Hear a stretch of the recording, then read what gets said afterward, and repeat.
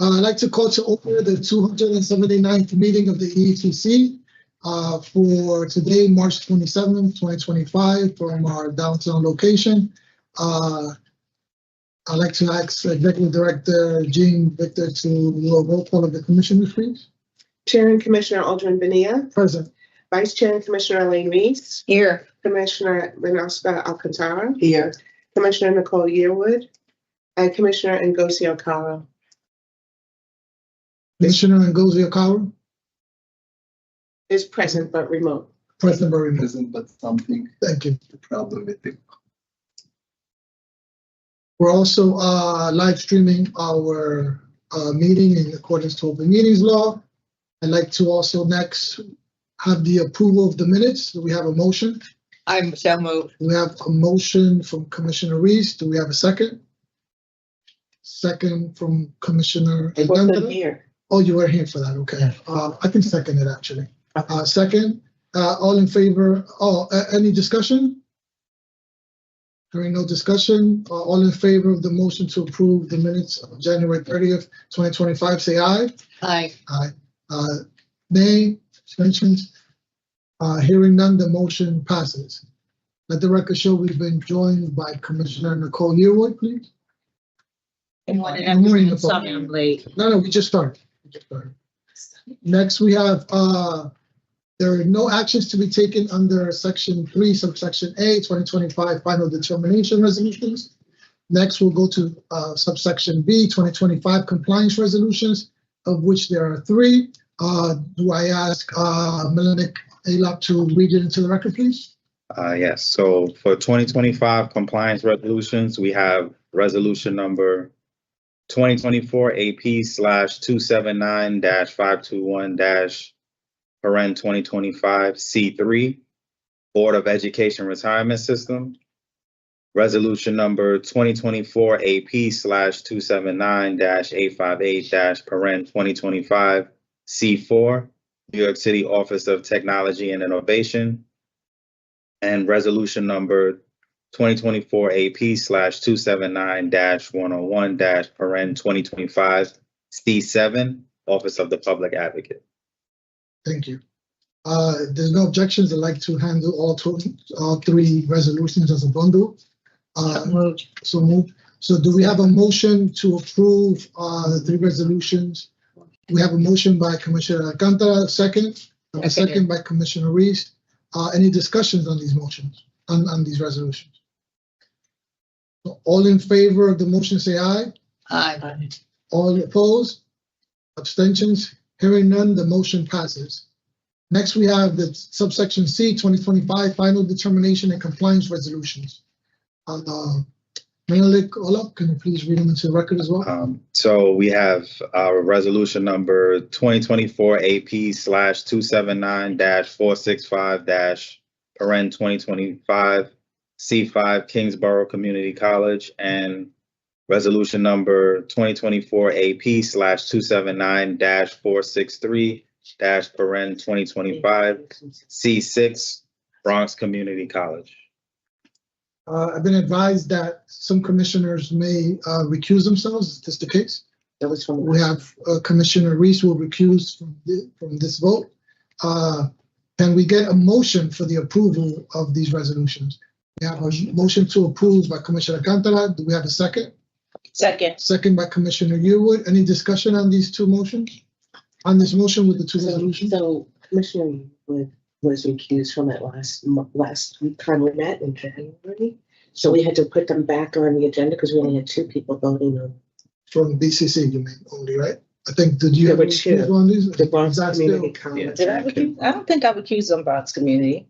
I think it was the community It board. was community. So, if that's the case, we should correct the minutes. Yeah, I'm just the one that I recused from the community colleges. Okay. All right. Yeah. I'm I'm sure we correct the minutes in regard. Sorry for that oversight. I didn't see that in the minutes. You're very rosy. So, if no further discussion, all in favor, say aye. Aye. All opposed? Abstentions? 1 recusal on 1 matter of second resolution of Bronx Community College. be that noted, right? No, it's Just for both both. community For college. both community colleges. Yeah. For Commissioner Reed. Okay, resolution passes. Next order of business, section 4, subsection A under old business, status of EEPC personnel hirings and promotions. Okay, Executive Director Jean Victor. there were no promotions during this period, but I did want to point out that we did bring on 4 new staff members in the interim between the last meeting and this meeting. Wow. So we've gone from 10 staff members to 14. And I wanted to introduce you. I want to introduce you to Amy Vera, who's sitting at the end of the table. She is our new administrator of audits and executive services. So you'll be seeing and hearing from her a lot. I also wanted to introduce you to Andriana Mirabella, who is our new executive agency counsel. And she'll be here. Welcome to both of you. We're glad you're here. And Jean is particularly glad you're here. Yeah. I think the chair is very glad to. And I just wanted to mention that we have a new EEO program analyst who is in the audit unit. And we have What's their name? Her name is Amina Adekola. And we have a new research analyst who is obviously in the research unit, and her name is Grace Marissa.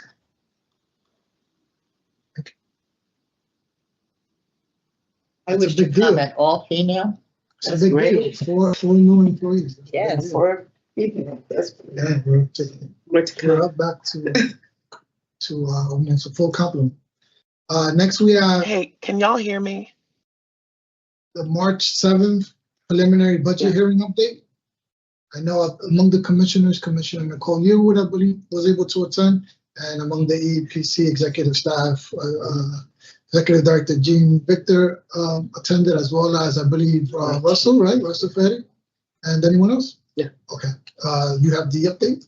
Yeah, I just wanted to make sure that everyone was aware that we did have the March 7th preliminary budget hearing, that the remarks were read into the record.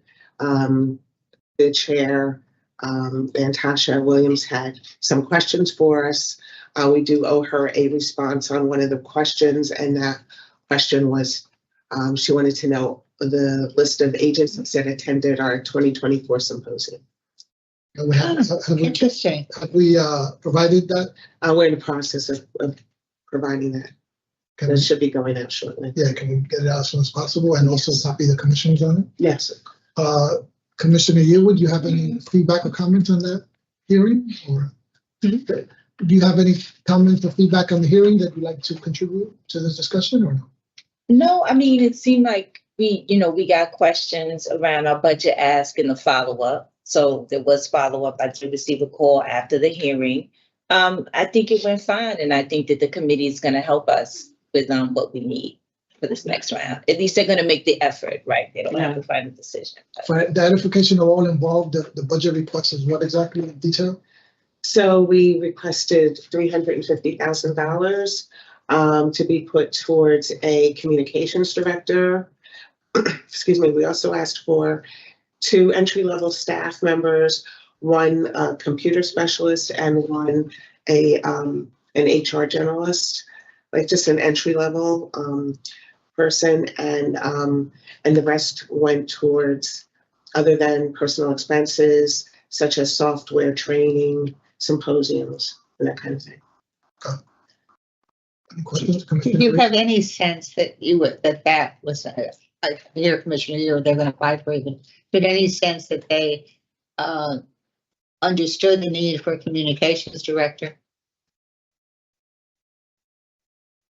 I can't answer that definitively. I don't know that that was where there were a lot of questions, so I'm not sure. What about, is there some way that when you provide the answer that to the question, who attended, that you can insert a continuing plea that if we had better ability to communicate to others, we could have made this attendance better. If there was a better understanding through communication of what we do and how we do it, we think there might have been a greater participation by other agencies. I mean, It's just a way of continuing just to argue the need for that role. Staff, Commissioner Alcantara? My question is, in the city, do they have like an ITS agency? Was an ITS Is the information technology for the state? There is an agency that does information technology, and you can partner with them to offer sort of these services if you don't have them available. It's not the same in the city. We have OTI, which is the Okay. Office of Information Technology, Okay, but they would not be in a position to partner with us on this particular issue. okay. Any But I other? do think we ought to use whatever Is the communication we have to the city council to make the argument of the need. What does, what's the, actionable takeaway on that when you say that? Are you referring to a letter, an email? Well, the a letter, meeting, a phone call? she now, there is now a need to respond in listing who attended the conference. It seems to me that you could put a paragraph in there, so I think there would have been greater attendance had we had the ability to communicate better, had we had someone whose role it was to devise communications and to follow up with communications. I mean, you have even now, you have a lean workforce, and that's not a high responsibility. That would be the core responsibility of this new person. So yes, that I'm using that as an example, but Aldrin, in almost any communication where there is a request for information dealing with the city council, there must be a way of tying that back in. Just look for it. And I know this Commissioner Yearwood was someone who put this on our radar about 2 years ago. And you could flesh out a little bit more of what your thinking was around that. Okay, But, sure. and then I'll give a little bit of my thinking as well. Okay, yes, for the position? Correct. Okay, yes, I can pull it from a few documents that I've shared directly with the council. So for instance, in my reappointment document, I shared the need for like some PR and communication. So I'll just pull that. Yeah, I think just for everyone here or listening, or just for the public record, I think when Commissioner Yearwood raised this, it raised interest among the commissioners. Certainly, it piqued my interest in the sense that the research that we do, a lot of work goes into the research that we do, right? And then the research gets uploaded or printed or whatever, but it goes into like the abyss. Like no one cares, no one knows who you get to. New York City is a huge place. Who are the proper players? Does it go in cranes? Does it go in city and state? Does it go in political? Does it go wherever? Right. So this communications person will help around not only the messaging, that the recommendations are written in a way that are consumable, digestible, and in a way pique the interest of policymakers and stakeholders, but also that they are positioned or appear in places that can help us in our efforts to move the needle on our mandate, right? Do we do press releases when we complete Not this? necessarily, No, but this right, person would that's do the like the person press who do that kind release, of stuff. Okay. maybe even, so that's one role. Another role would be to participate in efforts around the education and trainings that we do, both as a supportive role for the colloquium or the symposium or the conferences, but also at least propose to the commission a very light footprint of what can be done through our website, of what possibly can be done through social media, although that may be too far afield because we're not that as public facing. But I think there was a lot of consensus among the commission that we ought to be a little bit more public facing than we have been in the past, even though the products we create are mostly for internal government consumption. Disseminate information. There's almost, Commissioner Alcantara and then Commissioner. I was gonna say that the work that we do, the research is so excellent that we should be disseminating by publishing, not only providing the report, but doing op-eds or sending information to different agencies that we know are gonna be benefiting from all that stuff. And for that, the communications person is key. Yeah. So that's a good. Commissioner. I think, a perfect evidence that we are unknown is we are an unknown quantity even within the city government. The new agency that was put together, that the members of which they came here, dealing with racial equality. Hello, isn't that our middle name? Isn't that exactly what we're doing? Why create something and why expend funds on something that's duplicative? Because it's unknown. And so the reason for needing someone who is dedicated to public relations is to spread knowledge of what we do and how we do it. And that's in the research reports. That's in a whole lot of other things. You're perfectly right. It should be something that the media picks up on, but they don't. And they don't because they don't know about it. And asking a reporter to do something, to do the investigation when there isn't a problem is not going to happen. You have to have something that shows it. I mean, we've known and have reported on the fire department in with several different commissioners. The problem continues to exist. We know what the problem is, and we have the source of the information.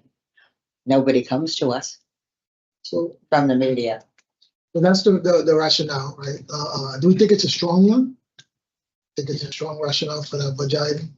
The other budget item was the EEOC analyst. Yeah, Yeah. the HR specialist and the computer specialist.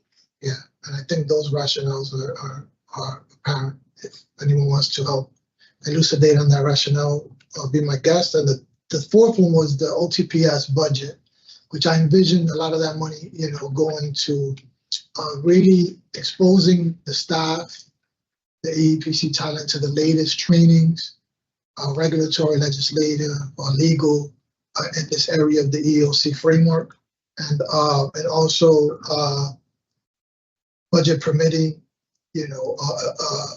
more in the area of conferences that are beyond just being remote, kind of like an in-person conference and symposium or talking series to the extent that practicable within budget limits.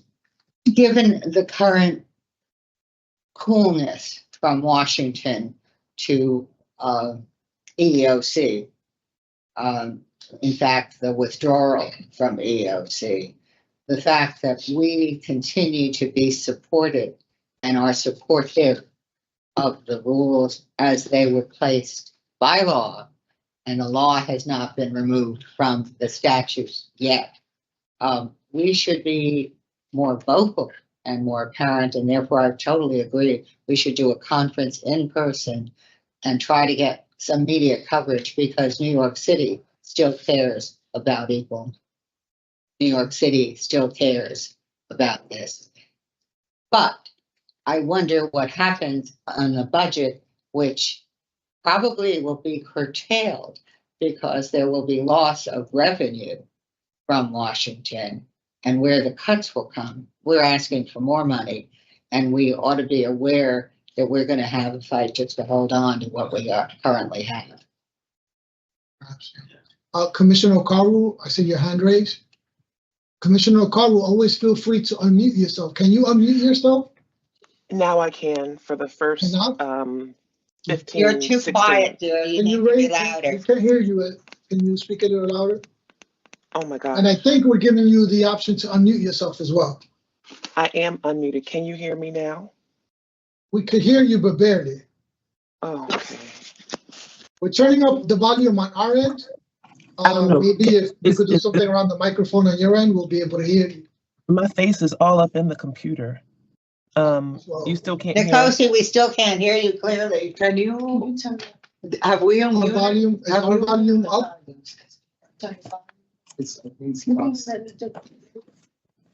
Yeah, our volume can be made need low. to be Okay, up. our volume is higher now. Can you try again? Yes, Commissioner can you Gold? hear me? No, it's you. Yeah, we can't hear you as well, but I think we could hear you somewhat, so you can go ahead. Yeah, so sorry. So I've been here since 10:15 trying to get in.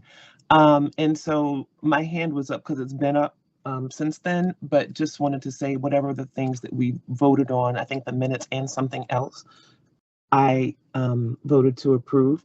I don't have any particular comment on the issue at hand, but my hand has remained up.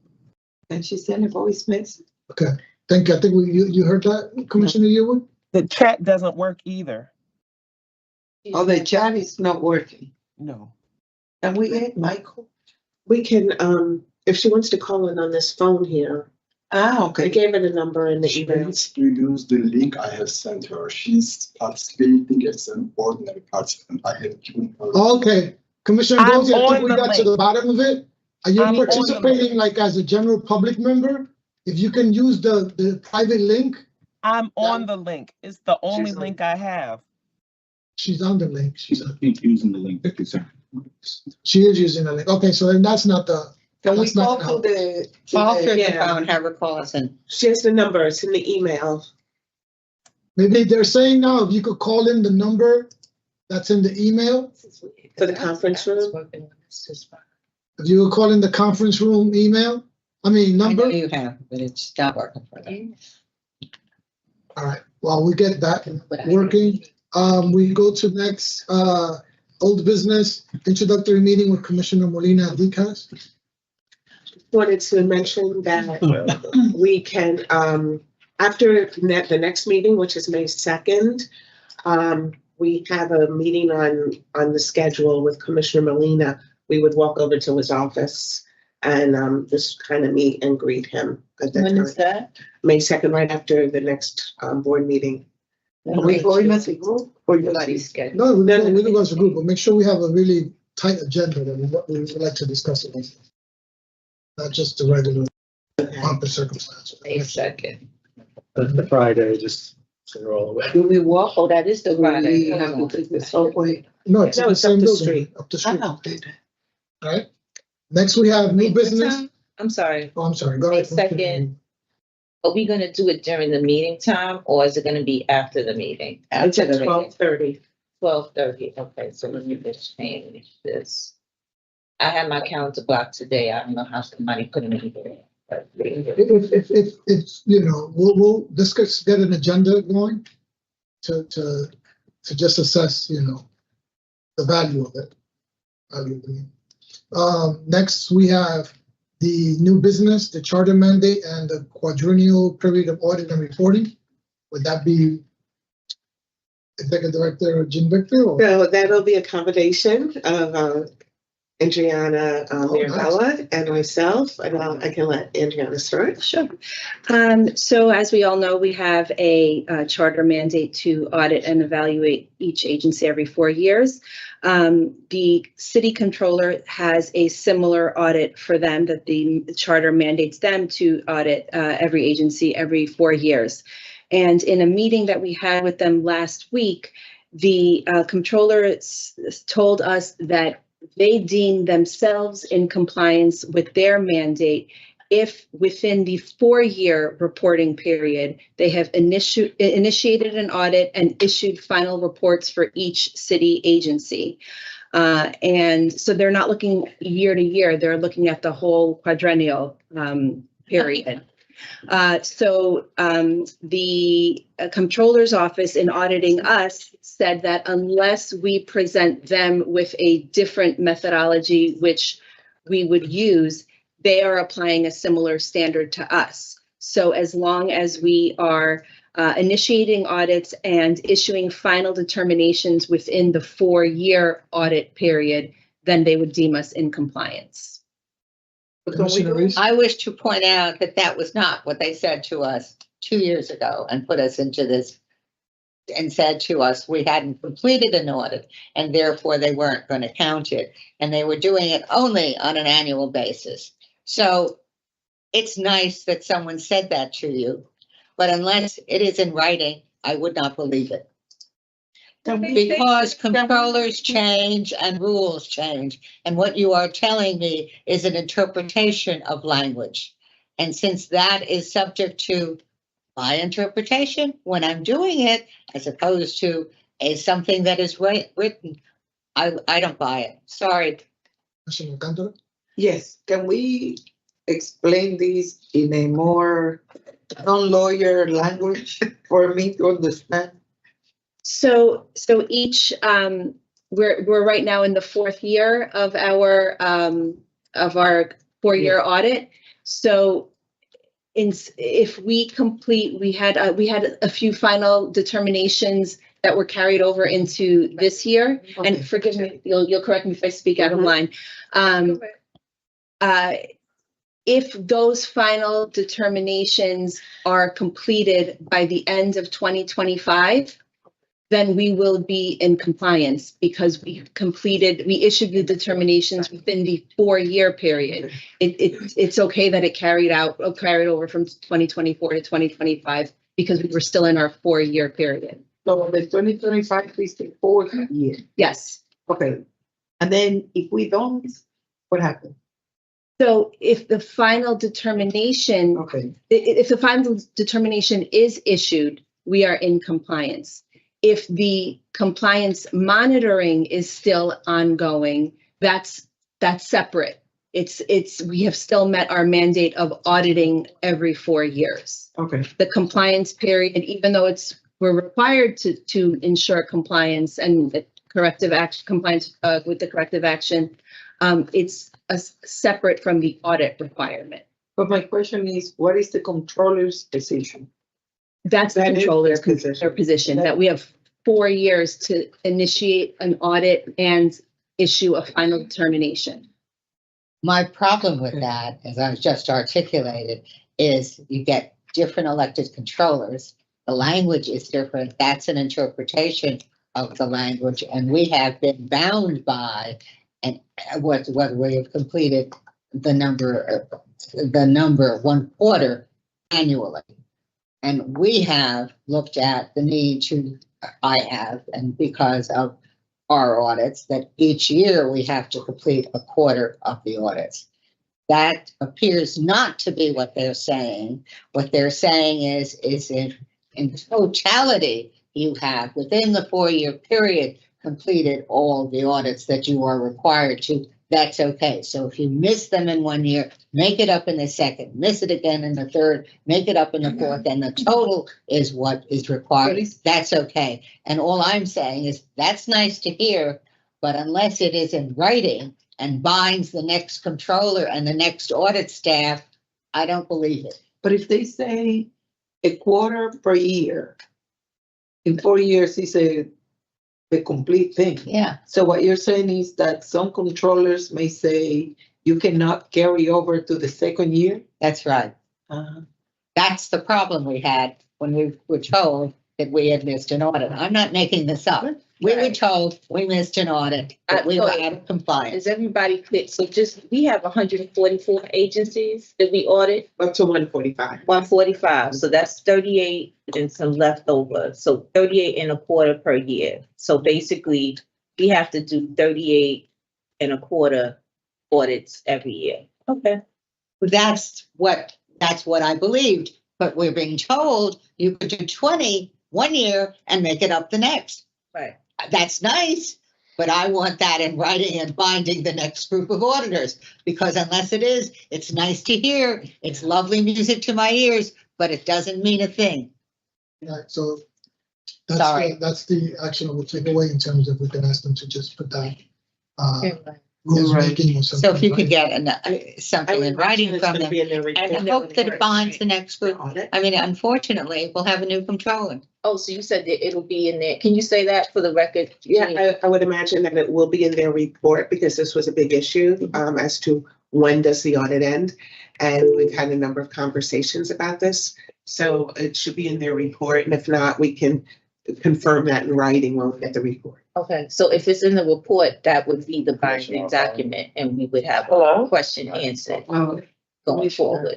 How are you? But we can, it's an Hey, interpretation. Commissioner Collins, we can hear you now. If it's in their report, it's in writing and we can refer to the report as the I know, determination. but my problem is it's not part of them. Yes, you're right, but it's I still thought you an said you interpretation. wanted it in writing. Yes, I do. So that the report It'll be in will be writing. the writing. Yeah. Okay. Let's go. Police have report binding for you that are lawyers? I don't think the report's binding. I think the report, I want it in writing because we can show it again. That doesn't mean that the next controller It's just where the writing is, whether it's in a letter or email Yeah, or it's the report. in None of it is really binding with a new administration. Right. Just That's change the right. rule, but it just gives us the kind of We could refer to. clarity that we Yeah. need for our own Gives us a purposes to leg be in up. Yeah. compliance. The controller's office is an auditing Yeah. agency among other things. Right. We're an auditing agency among other things. They're just using how they measure their auditing, interpret their auditing, and saying, this is what we hold for our agency, and this is how we hold them for your agency. And Yeah. monitoring compliance period falls outside of the scope of the certificate of determination, which is what we started the audit and we finished it for the determination purposes, and the agency may be put in a monitoring period that goes 6 months. I think we can even push it out to 8 months at times, but that's outside of the calculation of whether we are complied with our charter mandate. No, that I Because we understand. began and we kind of concluded Yeah. in the way in which they define conclusion. No, but my question was, when the commissioner says, I want it in writing, and then they say, well, we're gonna send you a report. Is a report a document that I can use, is binding to us, or is a report something that I cannot be bound to?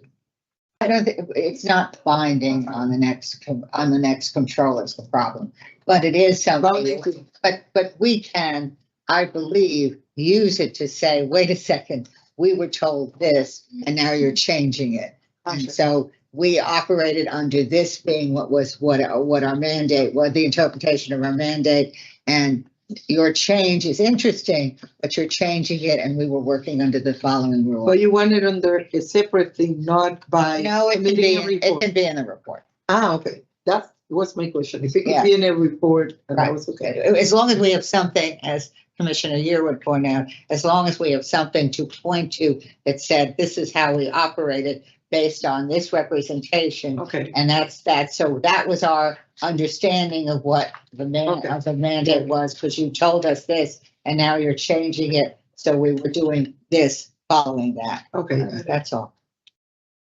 And anything else on this topic? For new business, I just for contemporary topic, in terms of, I always, and I know I sound like a broken record, but I always talk about the impact of our work, and to the extent that we're moving the needle on the lived experiences of prospective or current New York City employees. And I use the example of when we audit agencies and look to see if they have a log of EEPC complaints. And we say, okay, they have a log, check, like compliance is not committed, but it checks. But I said we need to push further and say, does the log have the date that the complaint was made, the date that the complaint was concluded? Yeah. And whether does this mean 30 days, 60 days, 90 days, 120 days, and what we can make of that. Another example recently came to the fore, and I really want to push us all, commissioners and staff, from a learning organizational point of view of the lived experiences of the people that we audit to make better diversity, inclusion, equity climates in their offices. The most egregious in the headlines that could be insightful for our audits is the recent case in the NYPD, where you had allegations of a quid pro quo sexual relationship interactions or entanglements for allegedly long periods of time, and the shakeup in the NYPD, where the current commissioner has reassigned all equal employment practices complaints and sexual harassment complaints directly to the commissioner rather than to another body. And in terms of our audits, whether for sexual harassment, otherwise, whether we can really, from a compliance point of view, figure out what's the best, what are good reporting mechanisms. And the reason I say this is for this individual, for this individual, it was heart-wrenching when I hear things like this individual didn't feel like they could go to the Office of Equity and Inclusion for any kind of relief of the ongoing sexual harassment that they've endured, because they said there was nowhere to turn to. How can I turn to my own higher ups that take my information and then abuse and continue to retaliate? And these are highly ranked individuals above me. or who can I believe, who will believe me, who can I talk to, who can I tell. So these are, the individual has an EEOC complaint at the federal level, which for the EEPC, I don't know about the other commissions, but as chair, I will request that all New York City employee, and I'm saying this with a caveat because I don't know if there's hundreds or thousands, but any complaints before the federal EEOC framework, we should at least have a copy of that, or whether it's a Google alert, if that's the most third-party way to do it, or whether it's a direct, you frequently visit the EEOC website on the federal level and see who has put complaints before us at the federal level. But I think this is all kind of relevant contextual information that could inform how we draft audits, how we do research, and how we propose solutions.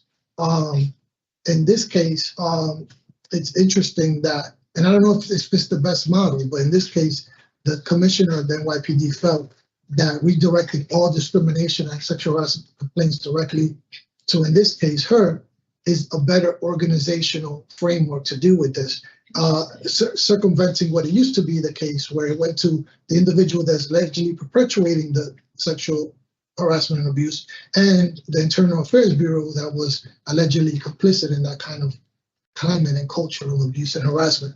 I'm not saying that what happens in the NYPD in this instance is indicative of what happens in other small, tiny, medium, or large city agencies. But I do know that once there's one incident and that's ongoing, the EEPC should be concerned as to what can we learn from that abuse or harassment that, albeit is a lived experience of maybe one individual, but has become an EEOC complaint at the federal level, and also possible litigation, and also something that the news has made New Yorkers more aware that under our jurisdiction, under our taxpayer dollars, and I think such abuse can go on for the time, allegedly can go on for the time period that it has.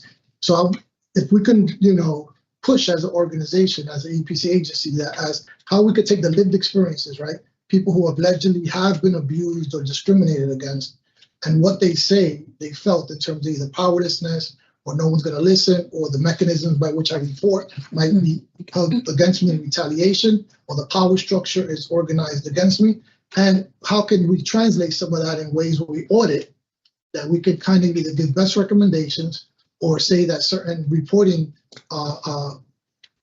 channels are inadequate or susceptible to not necessarily allowing someone who's been victimized the opportunity to be heard or have something proactively done in their favor. So I don't know if that makes any sense, but in the same way I say we should push the audit process to not just be checklist, box, and de minimisly, compliance versus commitment, but really kind of have the audits push so that the city's agency commissioners and EOC professionals can really think through, are we doing this right? Is someone being abused under our very eyes? Is it possible that they can seek remediation or proper adjudication or proper determination of the claims that they have before us? And what, if anything, we can do as the EEPC to make sure that we can elevate what works well and kind of call out structures of reporting or that we know no one's really going to report under that because our lived experience just tells us otherwise. Commissioner Reese? I want to throw something else into the mix. Our own special process that where we went into an agency and looked at what they were doing in hiring and promotion. And if you look at that report, there were at least verbal comments of people who didn't think that the 1 in 3 coming through civil service exams was fair. They really believed that still favoritism was happening in promotions.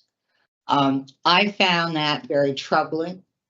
I don't know how we go to delve into that with our audits, but if there is a loss of faith in the civil service exams and a loss of faith in the fact, because that's all we audit, we don't know. I mean, we're really auditing people who are coming off lists, who are being promoted from lists. We know there are problems in promotions. We know that we believe there is some discrimination in promotions because of where certain groups are placed within the titles and where the salary placement is. We know people are frozen in lower salaries.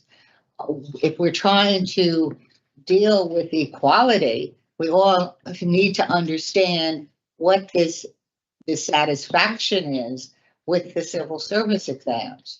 What is the dissent? And we know that it takes DCAS sometimes over a year to actually put together those lists for that exam. So if I take an exam as an employee and I paid the fee and then I don't have the result, and if I end up being at the top of the list and somehow I'm not promoted or chosen, what's really going on within this? Why does the delay exist?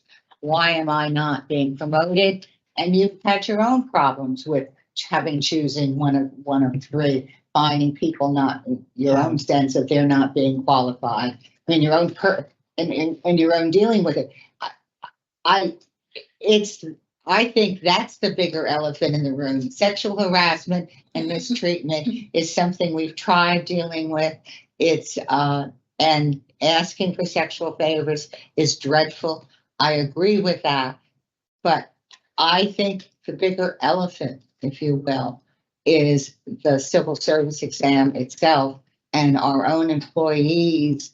And we're the biggest employer in the city. Our own employees' dissatisfaction with that methodology. I don't know how we go about pulling it out and finding out about it, but that to me, reading the document that you created, that to me was a big issue. So I just put that out. I just want to be very clear. While I appreciate Commissioner Reese's comments about the civil service exams being a bigger problem in this instance, I just want to be very clear about the next actionable steps I like for us to take any and all within the last year, let's say, because I don't know if we're talking about tens, hundreds, or thousands. I would like to know all EEO complaints at the federal level that are currently being reviewed that affect New York City employees. I know that's open. I don't think anybody gets them. I know that's open data.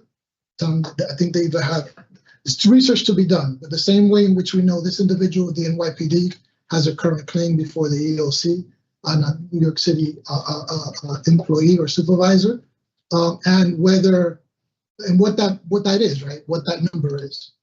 And then what the content of the complaint. The content of this complaint is, among other things, the exchange of sex for overtime and other egregious things. But we can possibly learn something, right? From what we are EEPC,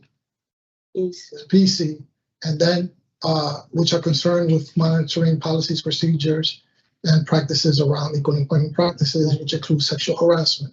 The EEOC at the federal level is part of the EEOC framework on which the EEPC falls under in terms of various policies, procedures, regulations, and the like, and legal constraints. So I'd like to know that, right?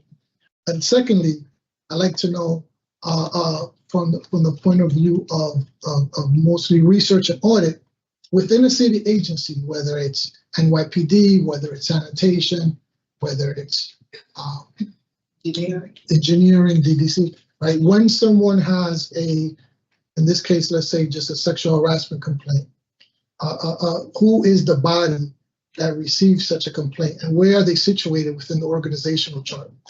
And whether that is, it's pretty common among all city agencies that's situated in a particular place, Yeah. or whether They're the it's, head of the agency. or whether it's this situation like the NYPD, it wasn't with the head of the agency, but now it is with the head of the agency.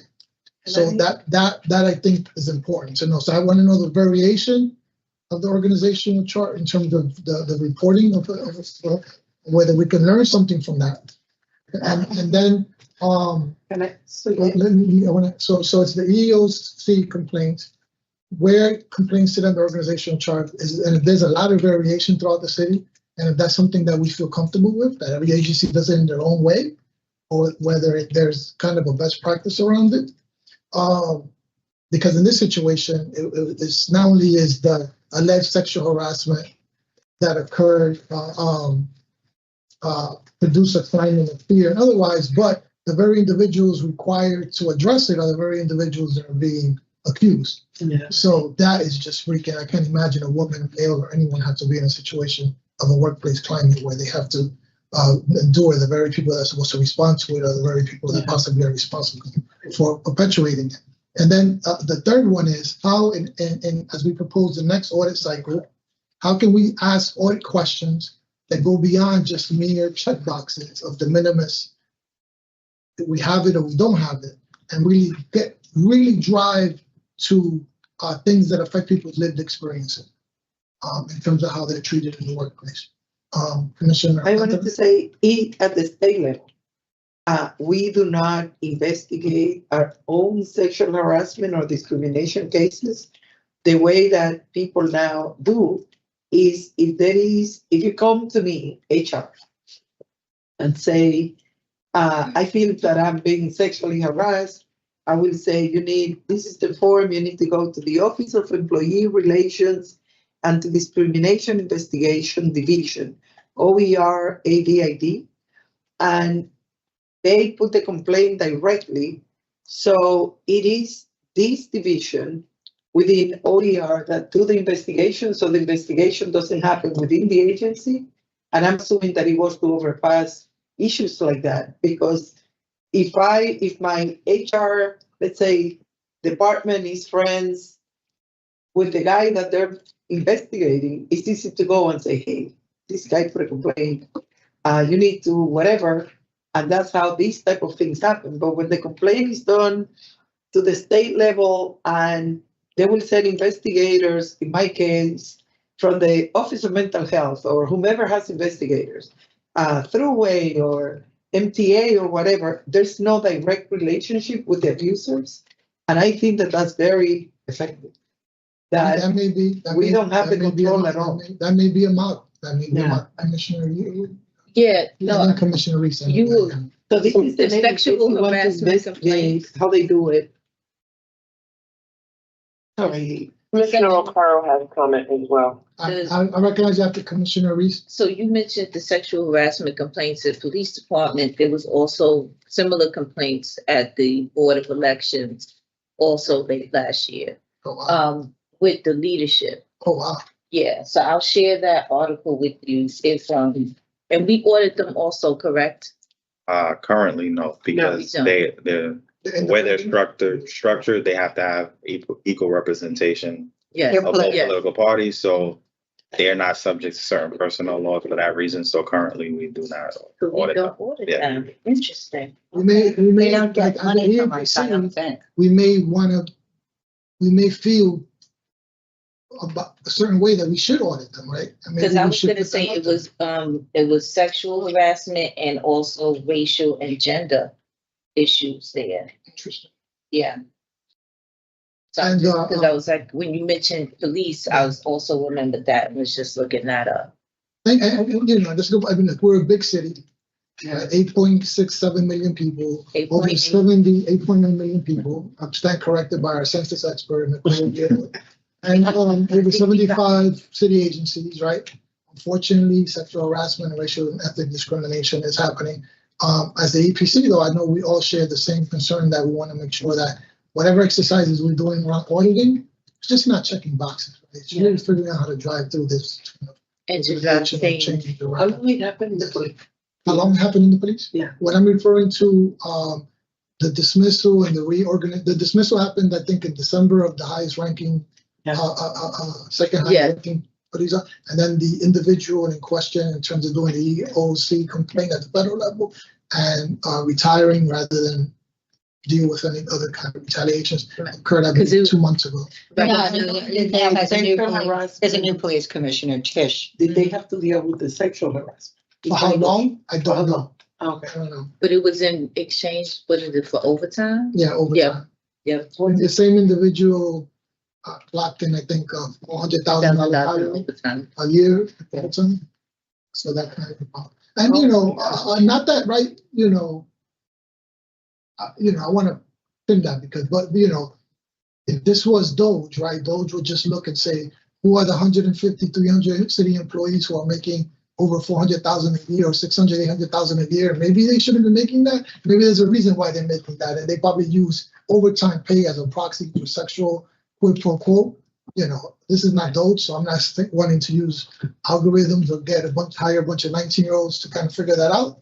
But there's something to be said about, are there early warning signs at an organizational level that can really help you figure out whether something really shady is happening, just not around sexual harassment, but just discrimination in general? And the answer to some of that is yes, right? That's what underutilization is supposed to be, right? Kind of like a early warning, predictive, indicator that something might not be right there.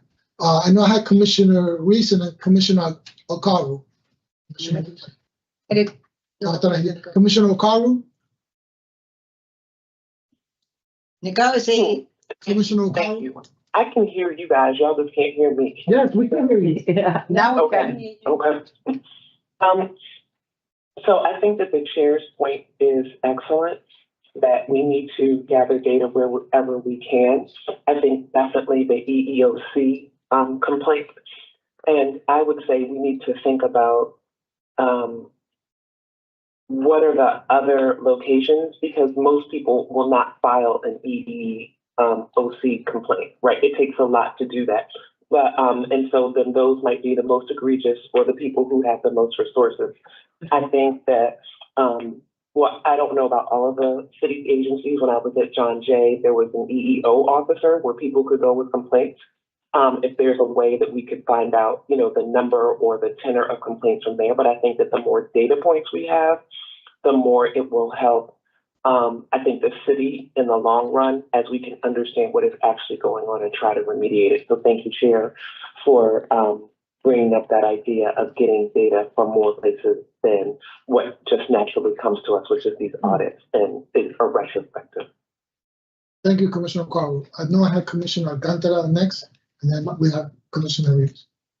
I was gonna second what Commissioner Carver says, that this is excellent, but I have a question.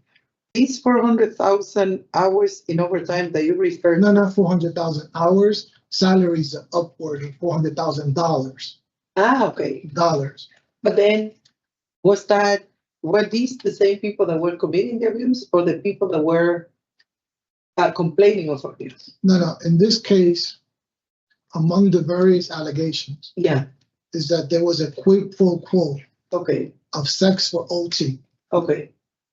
But my question is, how many hours of OT those people that were being abused had to do? I don't know. Okay, that was my question. Thank you. Commissioner. I'm following up on Commissioner Okara's statement. It seems to me you could ask questions as we go in on our checklist, which is how many complaints has the agency received of sexual harassment? Yeah. And then ask complaints of what type of complaint was it? Who was the harasser? We don't need names. We just want to know their position. Was it someone a peer? Was it someone she reported to? And then when was it reported? What did you investigate? Who did the investigation? What was the result of the investigation? I mean, we can probe without knowledge of the individual names what activity we did. And to go to what the chair's question was, who does it get reported to? Where is it in the hierarchy? And then we can get more substantive information if that's what if anything was done against the to the accused, what remedy was happening, was the employee satisfied? I mean, there are a whole host of questions that you could ask that could be given back to the auditor in one line or more. I mean, I'm not asking for lots of data. If there weren't any complaints, you don't have to give me the substance of the complaint. But if there were complaints, were they complaints of just verbal abuse? Were they complaints about touching?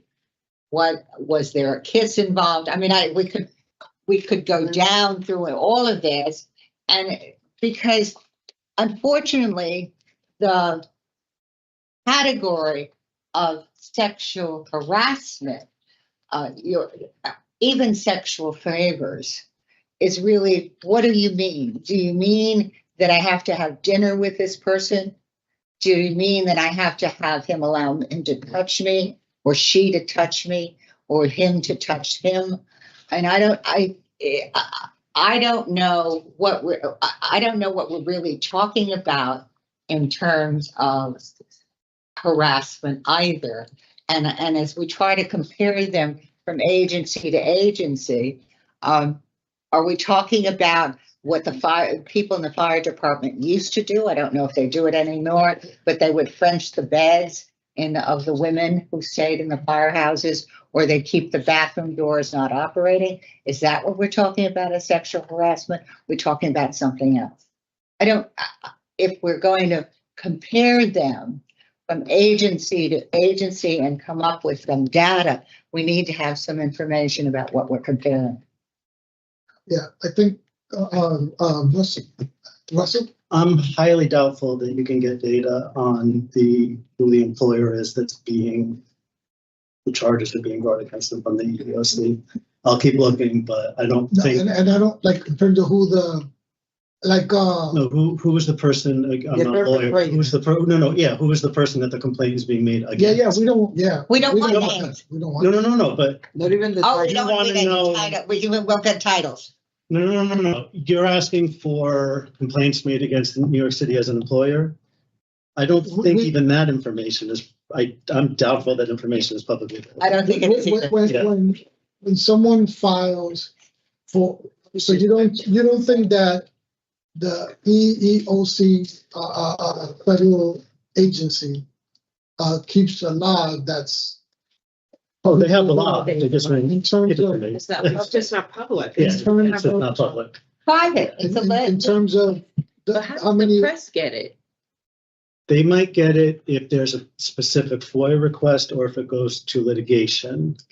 Okay, If it's just a complaint, because that's what. Okay. barring some unusual circumstance, and these are my beliefs. Can we do research on it? Because I Yeah, would hate for but- them So they knew. do a little bit of research or put this through AI and then get an answer separate from the answer provided to me by the EEPC executive. Yeah. So to the extent that Because you want the data on who the employer is, the person against whom the charge is being made. Because no, I want, That's how we know it was. I want to know, Yes. New York, at the very least, I want to know if New York City has, 20, 40, 100, 200, or 2,000 complaints before the EEOC. okay, And, I will look into that. I am doubtful that can be found out, but I will explore. The team and will explore. And so that's one. The second part is in terms of reporting structures, right? In this case, the commissioner took it upon herself to change the reporting structure because she felt that the current reporting structure was compromised or ineffectual for people who have been victims of harassment or discrimination to come forward in a meaningful way. To what extent is the reporting structure of discrimination and harassment different across? You can maybe pick the big agencies. And us as the EEPC, do we have any comment on what might be a good practice for a reporting structure? Commissioner Alcantara mentioned that the state probably, for good reason, has taken out the complaint structure from within this agency in question and has, from what I understand, a more centralized, thing where it might be, or the argument that the lawyers in the state might make leads to greater impartiality, less ability for retaliation, and the like. All complaints could go to the law department. Or to the Commission on Human Rights.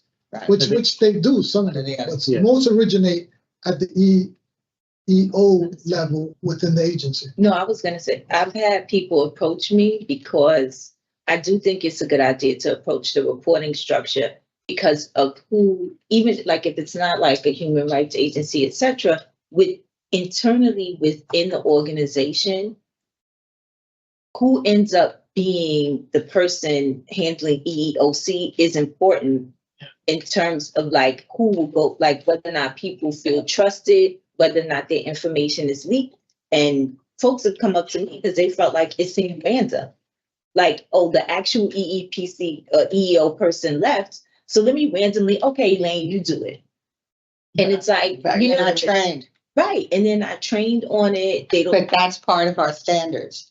But Right. also something that I've seen is when you're in a state of, let's say, desperation, like these people that are being abused, with abuse comes paranoia. So now all of a sudden you're asking me to trust people within the system that are going to defend me. That is the first go-to. It's like they must know, and they're doing nothing because the rumor mill is always, present in the organizations, and they ignore it. So why am I going to go to the people that are supposedly there to defend me?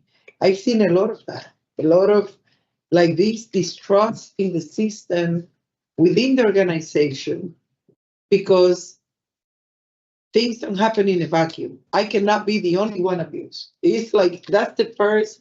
If it's happening to me, it's happening to somebody else, or it happened to somebody else, and they adjudicated that or looked the other way. How am I going to believe that now all of a sudden you're going to grow a conscience and protect me? So that's why I've seen that people don't want to go internally to the same people that you're assuming they're there to protect me, but they're not.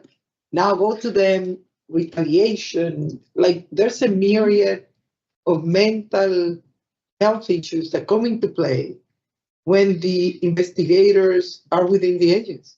Well, but that's why I That's said, what I've seen. but that's why I said that the corporate law department, so the law department, and you're right, the law department defends the city. On the other hand, you could have a unit within the law department that just dealt with that. If we're looking at the creation of another, or we could find some other entity within the city that could have this as their mission. Yeah. So that it is not it's not that the police department, but there's some other entity outside whose role it That's is what to they have. investigate. So it could be within the law department. Court counsel has well over 500 lawyers, so maybe there's some way of, if we're looking at a remedy going Yeah. forward and a suggestion going forward, there's one that to me right now is sort of apparent that Yes, you could put it there. So I hope so, for a well-reasoned, fact-based, data-supported,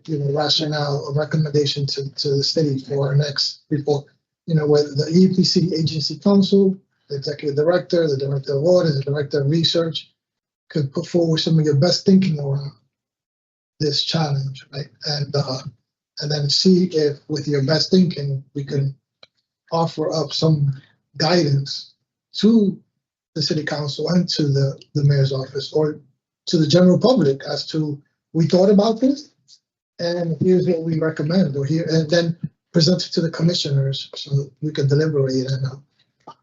And I'm confused, Aldrin. I thought we were looking at what we were doing in terms of our next audit for the next 4 years. And what we were looking at is questions that we would put in so that we would end up with data. I think it's both sides. Without that, without knowing what's going on in each of the agencies, and that in and of itself would takes auditing to find out. So that I thought we were proposing questions that we might add into our audit standards, and so that we were doing another deep dive, taking your I think phrase, it's both. another deep dive into sexual harassment, because as the stimulus, because we have several incidents having done sexual harassment training and having done an audit on it, which we did, we still discover that it's going on. So we haven't been able to deal with it successfully. Therefore, I what do we think do? Commissioner Okaru. Thank you. So I heard the chair say that we want to get as much data as possible. I think Commissioner Reese, you suggested we add the questions into the audit, which I think is a great idea, but I think that we should be and ask the staff to be expansive in thinking about where we can get the data. I don't think it's this bucket or that. I think we just think about all the places and without saying, well, they won't give us that, or I don't think they will give us this, to ask everybody who we think has data, and including, as the chair said, using like a Google tracking thing where we can get automatic notifications, but to just think about where can we get it and work on getting that data, and then figure out what we have and work with that, but not limit ourselves to a specific avenue. Is that accurate, Chair? Correct. And whatever recommendations that have informed our audits standards in this regard, that we get that best and latest thinking out publicly as a recommendation when we do testimony and otherwise, because I don't want the EEPC to be silent or delayed in this regard. I think, the EEPC probably knew there was pay disparity in occupational segregation maybe 20 years ago or 15 years ago, but then we have to be told by others that it exists and that we feel stupid for not covering it or promoting it or providing recommendations or insights or policy or legal changes around it, and which is somewhat not true, but true because we haven't in a way. Or if we did, without communications, not enough people know. So I think this is urgent enough for us to kind of get out there ahead of this in a real way, But I also heard, quickly, but I also heard that you suggested that they also investigate potential processes, or not processes, but organizational structures that can be put in place to mitigate these type of things happening in agencies, right? That exists. That exists. I think right now taxpayers at the very least believe that the EEPC knows for every agency when someone is harassed or discriminated against, what the hell is the process to get relief for adjudication? At the very least, taxpayers, does the EEPC exist? They probably know in each agency what goes on when someone is. Right. And if we do know that, then what kind of patterns and trends exist? Is there a lot of variation? I don't think city taxpayers want every city agency to have their own way to deal with this. And if it's more common than not, among the common frameworks, do we believe it works? Yeah. And is the lived experience of someone who says, who do I go to? Who will believe me? Who can I tell? How can I not be retaliated against? What if the same people is perpetuating the abuse against me? That we offer things that are consistent with people's lived experiences. Yeah. So that's that. Now I want to go to the point that Commissioner Reese highlighted, which I don't think is more or less important than I just mentioned, but is the civil service exams and the 1 in 3. You feel that the EEPC should do what in that regard? Well, I think we're back to an audit standard. I mean, we're back to looking at how we can delve at whether or not there have been complaints to the officer about promotions or loss of promotions because of dissatisfaction with the exam. I can't believe that it happens in silence. I can't believe an employee doesn't at least go in and complain about it somewhere within the entity.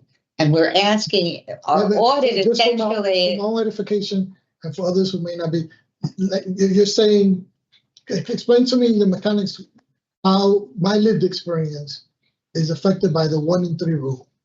So I'm in city government already. I've taken an exam and I want to get the permanent title.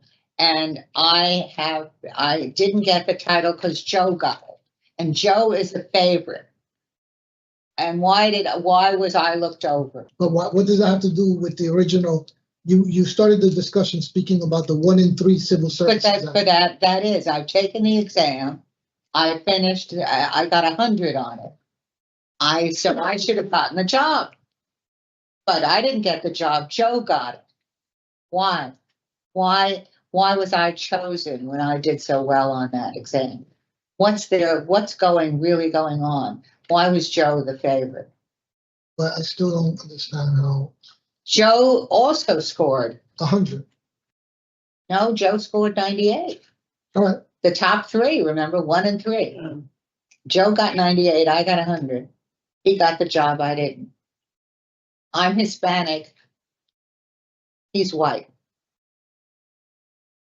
I don't know the answer. Somewhere, someone knows if there's dissatisfaction with it, which is what it, which was what you're, am I misstating Yeah, I didn't what read you the, got? I didn't read the report in that way. I thought the 1 in 3 rule was more for the initial hiring and not for No, it's promotion. promotion. But I didn't get, I didn't get that sense. My understanding is I it's thought we did report it. promotion. But so if the Am I wrong? No, I wouldn't say you're wrong. I think there's a few potential conclusions to draw, but one of them would be that yes, the civil service at a higher level, at a broader level, there is the belief that the civil service system can be finagled to achieve the outcome that the hiring person wants. And so if the point of the civil service system is to give the job to the person or people that are the most qualified for it, there's plenty of ways to work around it to pick who the hiring person wants. There's always exceptions. There's different exams that you can set up, create new titles. The 1 in 3 rule is another example, all of that at a higher level. Yeah, I don't know. And I would frankly have to look back at the data too. I don't know if the report can make a conclusion as specific as you're providing here, but that's also not to say they're inconsistent. So research It was is just answering your question. troubling. All right, well, Yeah. I'd like to get more information on that because I didn't see the issue in the same way. Because we're like and any hiring process being finagled, to use the word that you used, there can be bounds within reason. We are the reason why many of the hiring processes are finagled for right reason. If we have a utilization report and it says you're not hiring Black women in the fire department supervisors, if there's a Black woman with a 92 average and another white man who got 100, I think that 6 difference or 8 difference points is immaterial for the goals of the agency. And the EEPC's underutilization study could give me rationale and backing for that. So I would like to explore this further because I hope that even our underutilization reports helps inform HR departments as to, given 2 equally qualified candidates, there are other qualifications and factors that can be considered. And I know we are at a point where race and gender cannot be one of those factors, but the experiences and the skill sets and the backgrounds that may be proxies for race and gender are the ones that you elevate for the purposes of hiring. I suspect. Again, I don't know, but I would like. I know the 1 in 3 rule poses other problems, but for the testing point of view. So, for example, social capital plays a role here. So I know my father, my grandfather, and my great grandfather were all sanitation workers. They tell me once I take the exam, they walk me through everything, and then they let me know when the phone calls are going to come. And after 3 years of being on the waiting list, I still managed to have the same phone number. So there are particularly racial and ethnic variations about the amount of people who could still have their same mobile phone numbers 3 years out after taking an exam. That could be, yeah. So this, and the EEPC should weigh in on aspects of that. We all, our lived experiences are not all the same. Not everybody has the kind of stability around there. Or so numbers might be off that month because you don't pay it, and then you call and then you move on to the next. Whereas the next person, because of social capital and other ones, might know, hey, this is the week I'm going to get called. I'm really going to know that. Whether I don't recognize the area code or not, this is going to be that life-changing call of my life, which 25 years from now will leave me to a pension that might have me have a nice boat and a yacht and a nice second home in Connecticut. But that without, as it may, the 1 in 3 rule does have issues and we should explore that, but we should explore it in a very structured and limited way. All right. Next we have audit update. Section 6, subsection A, 2024 audit plan status updates. And that's Olive? Yeah. Or Executive Director Olson. Yes. Sorry. No, it's fine. Yeah. Olson, right? Yeah, also, yes. So we'll have the 2024 audit plan status update as of now. So basically, the agencies that you all voted on are represented here, but just few takeaways. So one, it was noted that the final determination resolutions for Kingsborough and Bronx Community Colleges were reissues. So just was pointing that out. And then also, I know the question we always want to know is where we stand in terms of our numbers, et cetera. So from the 2024 audit plan, we're about halfway. Can you, like, to the extent that you reference the table, Oh, okay. can you direct my eyes? Yes. To Where at the top? No, no, no, no, no. There. This the table. This- Okay. This is- And this is Commissioner Yearwood's recommendation, sometime, right? So we could see. Yeah. Yes, so the agencies voted on in section 3B are highlighted in green. And then the agencies that were voted on section 3C are highlighted in blue. Okay. And just to summarize kind of where we stand in terms of the 2024 audit plan. So we're about halfway through in terms of all agencies achieving compliance. So we have 16 still remaining to achieve compliance. So in terms of our overall numbers, we mentioned Where last time. Oh, the 16 isn't on here. I was just. okay. Counting, so compliance completed. Yeah, 15. compliance completed. Yeah, so there will be Where sixteen. am I? The last column before notes. Last column, notes? That's Second to last. yeah, The the second total was of the last those column. is 16. Got it. Yes. So we have 16, so there's 16 that we still need to get into full compliance. So that would be completion of the compliance monitoring period. So what would your total be for 2020? Yeah, so total, including a total number of compliance resolutions, the goal this year would be about 58, and that includes the ones that were left over from 2024 audit plan, and then the 35 that will be auditing as part of the 2025 audit plan. Okay. So, and currently we stand at 7 compliance resolutions for 2025. That's The ones that don't have any color, what was that? in the compliance completed column. Yeah. They're completed. So that they were completed and voted on at a prior meeting. Yes. Okay. These are all the ones Can we you, voted can on? you, I'm a big believer in legends. Can you notate that in a legend? And then the orange also. So that orange was just there because we had one agency that was on the cusp of achieving compliance in time for the meeting. So that was gonna be potentially updated, but that did not happen. So that was why the orange. So what is there. happening? Are they in limbo? No, they're still in the monitoring period. They should definitely be on the next meeting in terms of achieving compliance. Okay. So I know Commissioner Reese probably kind of asked us already, by December 31st, Yes. are we on to have completed all The whole year. all audits that have been opened? Yes, so in terms of that, which was discussed earlier, in terms of the quadrennial viewpoint, we would need about 58 or so in total compliance resolutions for this calendar year. And we currently are at 7. So 51 more we would need to achieve 35 from this 2025 audit plan, and then about 16 from the 2024 audit plan. And the 16 from 2024. Are That's they 58. in monitoring? They're all in monitoring right now. They're all in Okay. compliance monitoring.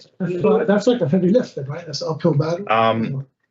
It is a challenge on some level, but I think we have the timeline and everything in motion and in place so that we can keep ourselves on track and on target.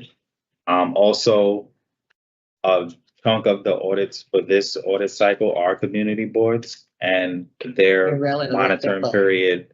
Well, yes, one, their audit is a little simpler, and also the monitoring period is shorter. So that gives us more wiggle room in terms of getting them into compliance within the calendar year.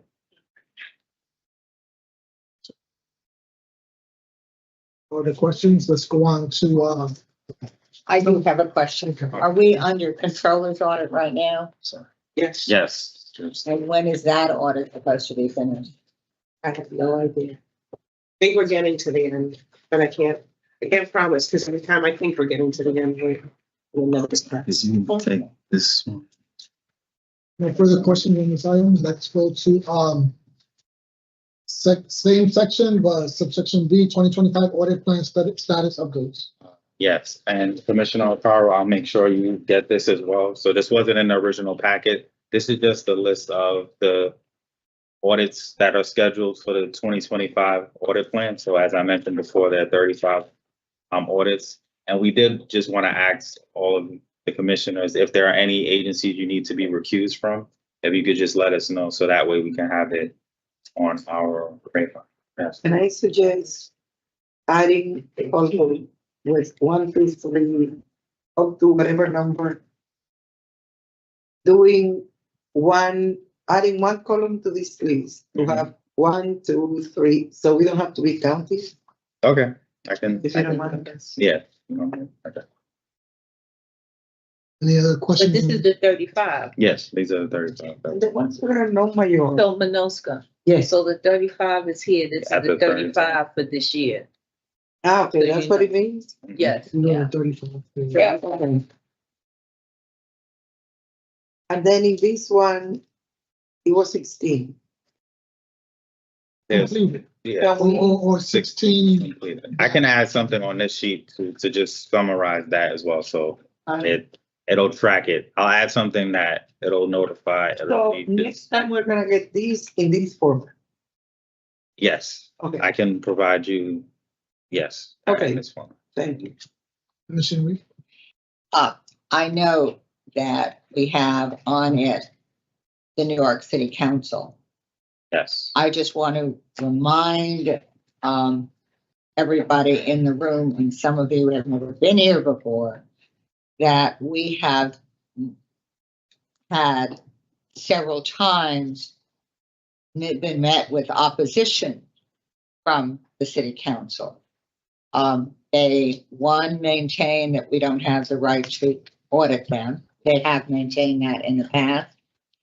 They have also maintained that they do not have control over the hiring of the council members' staff, that is not centralized, and therefore they have differing issues with whose responsibility that should be.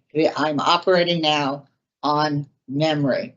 There have been several meetings with different members of different groups of city councils. I've been on this group here, the EEPC, for over 12 years. During that period of time, there have been different positions taken. I just want everybody to be aware that you may find yourself with some pushback from the city council as to our audit and what they can respond to that audit based on their position that the hiring for staff at the city council by the members of their staffs is not something they control. Noted. Next, we have subsection C in Question. Yes, I'm sorry. question, Yeah. sorry. Is this the city council central staff? I believe, yeah.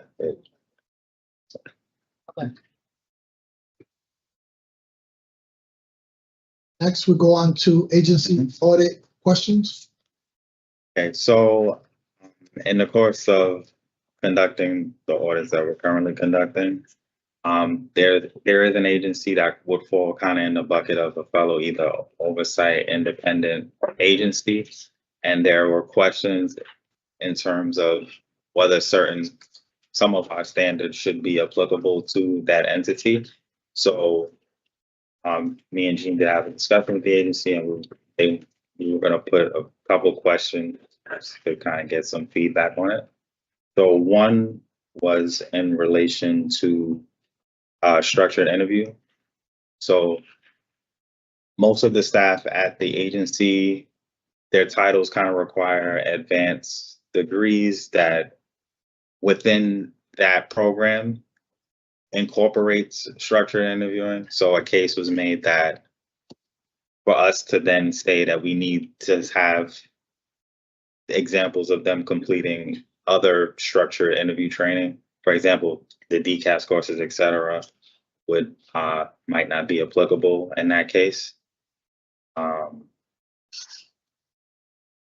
don't, Jean, you want me to go through each one or just So one this at a particular time? agency has 4 corrective actions. And, you know, Manelik and I were on a call with the agency. The 4 actions are essentially structured interviewing. They did not really have any plans to enroll their people in a DCAS training. They told us that, but then they said that they would. So that would take that off the table. So that left us with 3. Of the 3 remaining corrective actions, they basically said they're not going to do it. The first one is whether or not the HR, whether or not the has to do with their annual EEOHR review. And we have an audit standard that requires that they sit down between the EEO person and the HR person and the agency head, and they talk about hiring issues. You know, where is their underutilization? How can they go about addressing the underutilization? And he basically said, well, no, we're not. We feel that, you know, statistical review is irrelevant here. That we're an institute that we deal with a certain kind of a candidate that that our people are currently misclassified by DCAS, and that they're at the very beginning of the classification process, and they're just saying, no, we're not going to do it. Yeah. So yeah, just a little more context with that. So some agencies have expressed that the SEEDS reports do not accurately capture what the titles are used for, some of the requirements of the titles and how they're classified. So they've consistently expressed this to DCAS, and they are currently in a process of working with DCAS to update the data for their agency to better reflect the titles. So with that, currently the SEEDS report shows underutilization for that agency, but their response is that that is not accurate. So they shouldn't, it's not applicable based on the size, the amount of staff that they have in that area. They could not have statistically significant underutilization, so they would only be able to make a qualitative kind of evaluation on it. So they felt that the standard would not, they're, yeah. Can we accept that response as a adequate?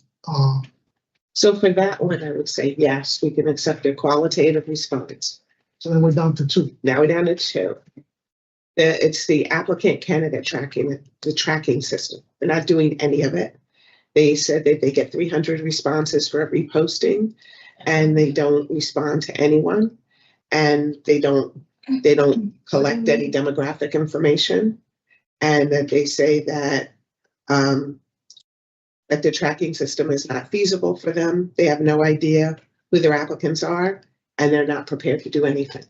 How many employees do they have? 56, I think, is that right? 56, 56. And they get 300 for each posting? right? They're small. That's what. Yeah.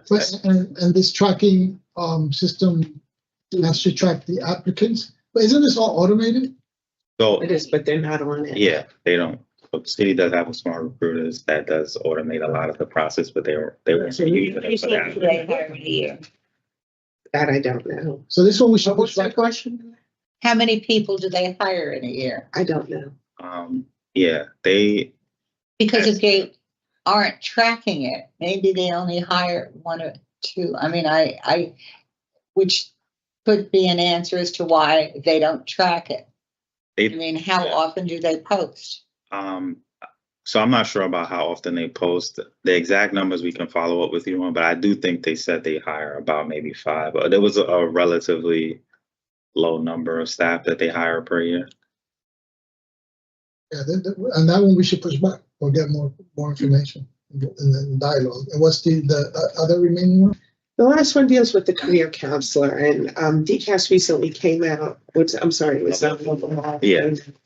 that requires a career counselor in all the agencies except, for the independent agencies, it's for the city agencies. It's mayorals are required.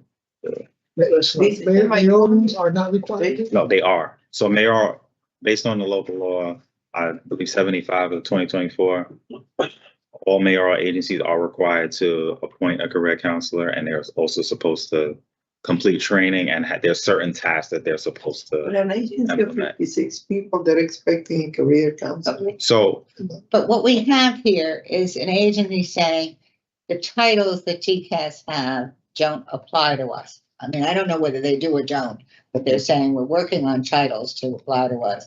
We are, quote, I assume they're saying they're a professional agency because their hiring is based on people. For my argument's sake, everybody has to have a PhD. They all have to have PhD. Why do I need a career counselor for people who are doctoral candidates and the titles don't apply and everybody is pretty much on a peer except for administrative level? I mean, we're talking about a tiny. Is that correct, sir? And So I'm so talking about a what's- small agency. so what's our response to that? So our response has been that even though the local law doesn't apply, that has been one of our audit standards, and we've been judging all of the agencies for the last 4 years on the same audit standard. yes, so our standard doesn't require the exact specifications that the law requires, because we do obviously audit agencies that it wouldn't fall under. So we do look at for a certain independent or other agencies where the law doesn't apply.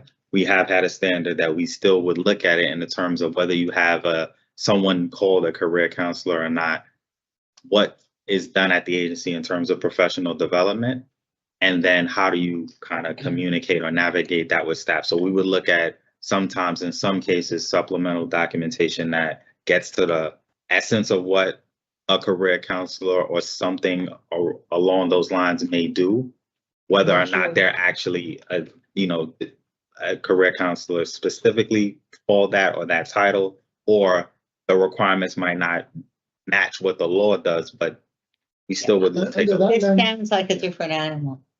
I mean, if they really are, assume for a moment, I'm getting carried away. Assume it's city planning and everybody has to be an architect. I don't know what career counseling does within that context. I'm just throwing it out.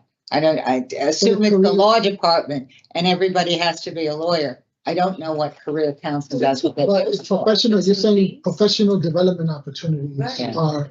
And promotional opportunities.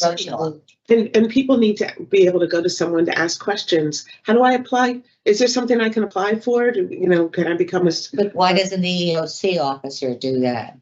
Is competent in doing that? I'm assuming they have an EOC officer. Career counseling and equal employment practice. That's not the same. No. So is this last point? But it's something one you can agency that engage have further the conversation for with? career They're not going to do it. counselor. That's their answer. We're not doing it. They're not hiring the career counselor. Well, they don't have to hire. Yeah. They just identify. They just, would have needed to identify somebody that they Do it. could tell the staff that this person is career counselor if you have questions. Would an HR be career counselor? Yeah, somebody in HR could do it. We offer that. Have we explained that That, forms of professional development? Do they want to be on this list of non-compliance? I mean, they don't care, right? I would say I wouldn't. I don't say they don't care. but I could see it. It seems like if we can't find common ground, they would potentially be okay with the end result because they do feel it's something that, I don't know if you felt the same, Gene, but I feel like it is something that. Well, I mean, are these things that we do? Yeah. And We we do. have how many people? We had 10 in January. Right, And we had a career counselor and we still have a career counselor. right. But their feeling is it's not in their best interest to tell people how to take civil service exams. Huh? That's what they told me. Yeah, well, It's self-defeating for them. But do they need civil service? Do these people that are so specialized require civil service?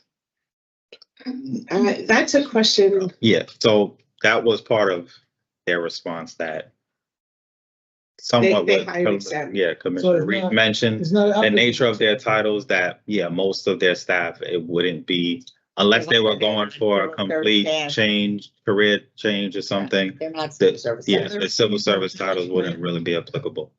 Management confidential type of career. So I told them, I'll bring this to our board and see what our board thinks. And they were very grateful and said, okay. Well, look, I think we're halfway there. And I think, We're stuck at career counselor. yeah, we should, and why, so try again, right? Oh, Commissioner O'Connell? Thank you. So I was just going to suggest, and this is form, not substance of this, but if we are going to make exceptions, like if people decide, oh, we don't need to be engaged in this, if we're going to make exceptions, we need to have a systematic way to make these exceptions. And it needs to be documented. And we should expect that if some agency gets an exception, other agencies will hear about it, and we will spend more time in these meetings doing the same type of thing. No, I think they should be Great point. deemed non-compliant. Right. I didn't say anything about exception. No, I'm not saying that you are. I'm just saying I'm looking at this and I have a different vantage point. They're not today. compliant about. And just career like counselor. hearing all this is going on and just thinking about this. So like, what are the implications moving forward? Like other people will be able to say, well, like, let's put together this evidence, let's put together that evidence, and then we can get out of having to comply with this. When we can just say, you know what, you're not in compliance. I don't have a problem with that. But to the extent that we're dealing with civil service, if none of their employees have a civil service title, we're dealing with a different animal. Yeah. So, I mean, it's not a matter of exceptions. Might not be applicable. They are a different animal. I don't know. Right, who but I'm they are. saying, if I guess I'm asking if they're supposed to be subject to this process. They are subject to the process, and to the extent that they don't have a career counsel, they're out of compliance. To the extent that we have been listening to their responses, I don't think that's looking for exceptions. Their responses in some sense make sense, and so the sense that they were out of compliance doesn't, they can't comply. I don't know I that. don't know that they can't comply, but if they're not in compliance, it's fine. I don't know. And sorry, you all have to hear like the two lawyers. having- No. See, I'm gonna go back to them and tell them that we spoke to the board. We're still following up with their compliance. that's right. We're still finding them in non-compliance. I mean, but two of the issue areas, they're not complying for reasons that Legitimate. there's different reasons that make sense. It's inapplicable to them, right? You're saying they don't need a career counselor. No, I'm talking about No. the two that we took off the table. Oh, the structured interviewing? Yeah. Right, we're going to give them a pass on that one because they're gonna send people to begins. The annual review, we said that we would accept their qualitative analysis. The last two, which is the candidate applicant tracking system. Right. They don't have it and they're not going to do it. So, I mean, they're the only ones that I know of. So they may. So they're not. So they'll be non-compliant, but let them, you know. Yeah, that's No further comments in the section. We go to research update, subsection A, local law 13 report. It's under your review. Still, Oh, yes, and commissioners review as well, right? I think I've gotten back. That was what I've already commented on it. Have other commissioners had opportunity? I have to. If, can you give us a week to comment? I can give you as long, your cards as long as you want. Not hearing back in a week, is it fair to say, commissioners, that we should move forward with the submission of the report? Yes. Yes, All right. in a week. So give us a week. To make it even, just give us the next Friday instead of Thursday. Yep, that's Friday.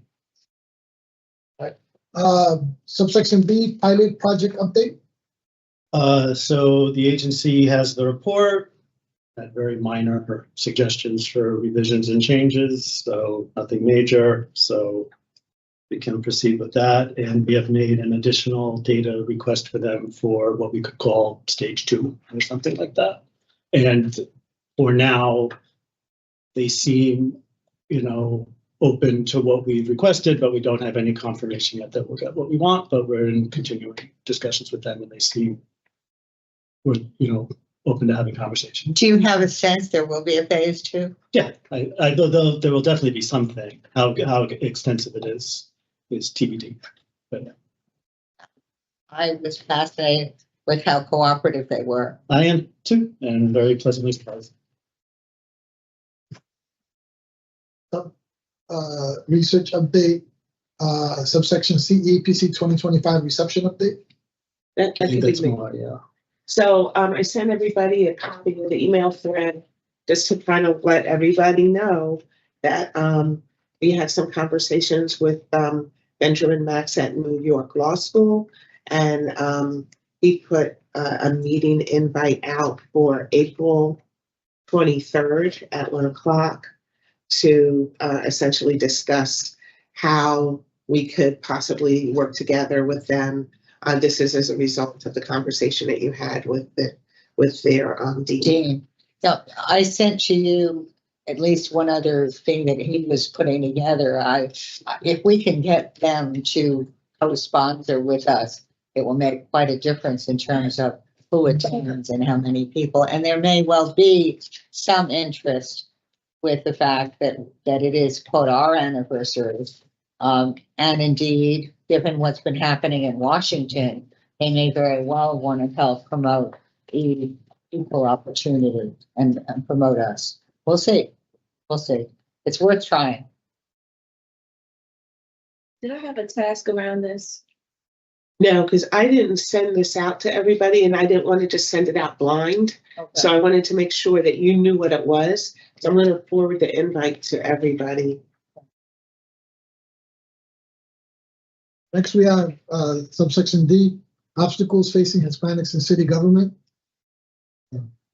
This is based on a request you had made the previous couple of meetings. And you asked to start with looking at a breakdown of the agencies in terms of the overall labor market, what proportion of that is Hispanic, comparing it to city agencies and the proportion of each that is Hispanic. So citywide for the agencies that we cover, which again comes with certain caveats and carve-outs that are pretty standard. So in New York City, Hispanics are around 27% of the labor market in the city, and citywide, they make up, for the agencies that we address, make up about 23% of the workforce. A considerable number of agencies don't have the same representation at their agency as Hispanics are in the overall labor market. About 87% are lower, but oftentimes you're talking about a gap of a couple of percentage points. And then of course there are some that are over. So I asked for follow-up too about what is it you're looking for and what is the scope of what you would like. Yeah, I like to entail. So on this one, just to give more clarity in the event that I wasn't, the question to be asked here is how representative is New York City public sector of the residents of New York City? Right. So beyond just Hispanics, like how representative is New York City's municipal workers of this tax-paying base? The residents of the base from which they pull staff from. So I like just an updated a chart of the city agencies, right? It's the one that's appeared in the last 3 reports. And for the city agency, how many Black, how many white, how many Asian, how many Hispanic. And then for the groups, administrators, supervisors, food preparation, scientists, lawyers, managerial, the same thing. Just the latest the latest data, right? 2025, 2024, whatever the latest data is. So the question is, how representative is New York City bureaucracy or New York City municipal workers of New York City's population? So then you just go about answering that question. Well, but the population includes non-citizens. Yeah, just the question is just how representative is it of New York City's population? Not citizen based, but population. Because originally you said citizen based. Oh, I'm sorry, I used the word citizen? That's weird. I never used the word citizen. Just population. Yep. I thought I said residents. Might have used citizen. My apologies. By the way, do you have to be a citizen to work for New York City? I think so. You have to have a green card. If Yeah, they- green card is citizen. You have to be able. You have to be able to be employed. So you have to have a Yes. green card. So you have to be naturalized now. Yeah. I assume that makes you a naturalized citizen. No, but with the green card is don't work. resident. It's the permanent residence. Yeah. Without being naturalized. Right. Okay, yeah. So how representative is New York City bureaucracy and New York City's public sector with New York City's population? So take the latest, census data on what the population of New York City is, or take the latest data of what the agency compositions, racial, ethnic compositions are, and then the latest data what the city's group occupational categories are. I think the 26 that you use, 29, and then just see if there are anything that we can say about how representative it is. And are some groups overrepresented or underrepresented in certain categories? And if there's something that's kind of egregious, right? That looks, there's something that looks like one group is not represented in 80% of the city agencies, or not represented in the highest incomes or the lowest incomes, then just point that out. And to the extent that there might be something there, and this research has been done by others, but also by us, where we just never kind of framed it in that way.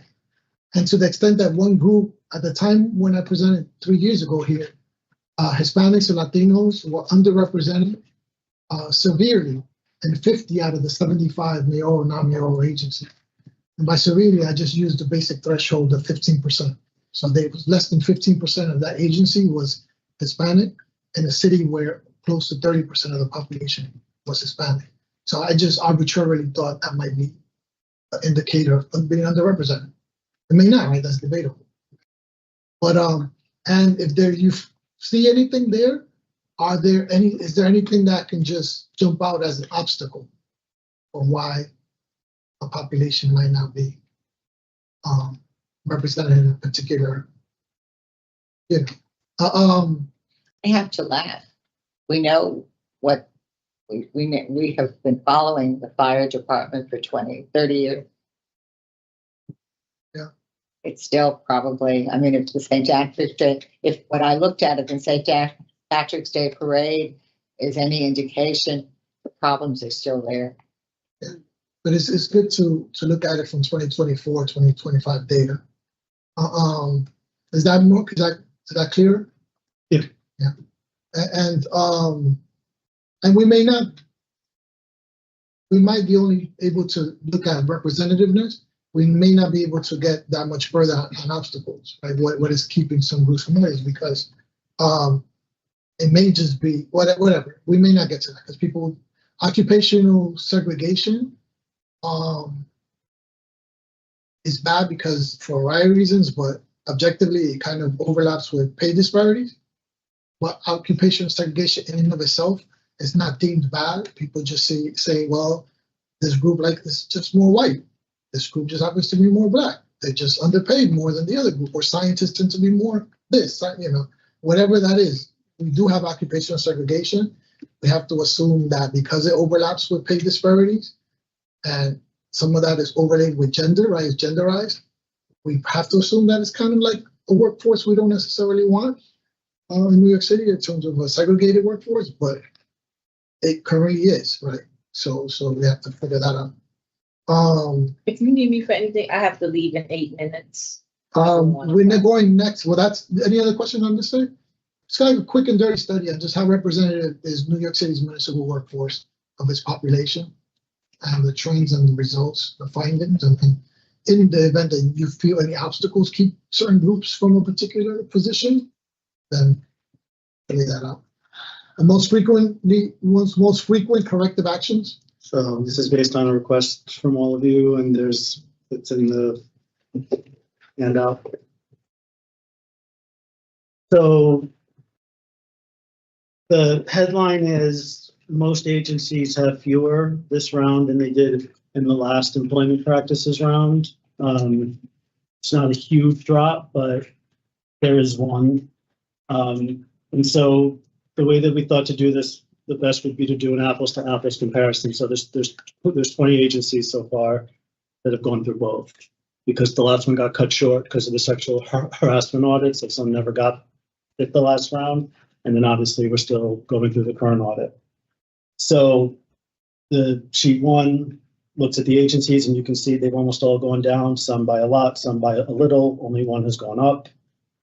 And then if you look on sheet two, which will probably be of more interest, is the standards and what's going up and what's going down. Can we compare based on the same standards? So the standards changed from round one to round two, and we're actually still mapping them out because there are some where it's obvious what corresponds to what, and there's others where it's a bit of a gray area. So these numbers will change a bit, but the headline will probably still be the same. And this is preliminary. This isn't anything I would write in a report as an official finding, but it seems like for the standards, one of the major issues is anything that involves personnel. So if we've been talking about agencies having a lot of turnover, this might lend some credence to the fact that, you know, it's harder to train people when people are coming in and out all the time, or designating somebody as, like, so for example, you can see the structured hiring training that's gone up from round one, where there's more agencies having that corrective action. There's another one up in terms of the appointing a career counselor, appointing and training additional EEO professionals. So I don't think this is conclusive enough to say for sure, but I think a lot of this does potentially lend credence to what the agencies are talking about. The turnover is making it very difficult for them to find people to fill these roles in terms of the musical chairs. Can I do a quick, RB is round. Pardon? RB is round. Yes, round one Can and two, we yeah. At least once the word and spell it out, because I spend a lot of time thinking, well, what is EPA? Is that the Environmental Protection Agency? No, it doesn't apply. Things like that, can we spell it out so I know that we're supposed to know, but we go through a lot of things. What is CA? Compliance, sorry? No, that's the corrective action. Yeah, I'm happy to redo this and yeah. Okay, and then my question is on the second page that you have number of corrective actions issued. So this is to the 16 standards that were the same for both. We're supposed to be 17, but there's one. It says for the 16 standards that were present, but you mentioned there were 17. Yeah, but these are the ones that you can neatly map, okay, more or less one to the other.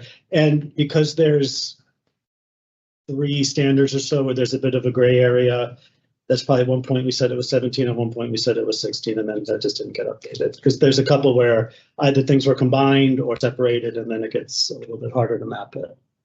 So in some cases they're going up. Like when you say for some standards are going up, yeah, sure. So if you look at it by agency, you can see that every agency except for one has gone down. Again, some by a little bit, some by more. And if you look at it by standard, it's more of a mixed bag in terms of going up and going down. But I have a question, like sure. I'm looking at applicant candidate tracking log. Log. It went, round one went from 11 to 13. Like in most of these questions, in many, not all, we went up. So how did their numbers went down? Because you can look and there's a bunch where there's a dramatic decrease. So assessed recruitment efforts went down by 12. Okay. Selection methods assessment went down by 13.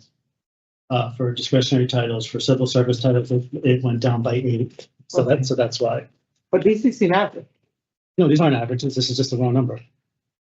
This is the raw number of correct, Yeah. how many agencies had that corrective action in round one and then in round two? It's a raw number. Same agency.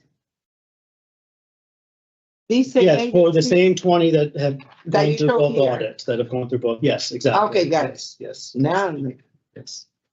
So, but one of the ones that kind of, but so went Those from my- 0 to 10. yeah, that's what drew my attention. Well, that Reasonable one, accommodation procedures. okay, that one actually is one that I think was not mapped the way that I think it should. We kind of, so I would ignore that one for now. Or at least put an asterisk next to that. So that's, yeah, I mean, if that's accurate, that's a big jump, but I don't think the standards were actually as consistent as my colleague thought that they were, so that's where we're gonna have a discussion on this. But like I said, what sticks out to me is the increase in those that require personnel to be appointed to something like a career counselor or like the training. So that says to me that turnover is an issue. Humans are important, right? Exactly, yes, not right. It's not all about the If you machine. don't have a human being there. Yeah, exactly. So this will be cleaned up and redone for the next meeting. Okay. Lastly, do we have a motion to adjourn? We have a reason to go into executive session? Yes, we do. So we have a motion to adjourn, public session for the purposes of going into executive session. Motion made by Commissioner Alcantara, seconded by Commissioner Reese. All in favor? All opposed? Aye. Abstentions? Hearing none, we now We need you to sign repeat stuff. the streaming of the public session Can I do and the petition? And go to the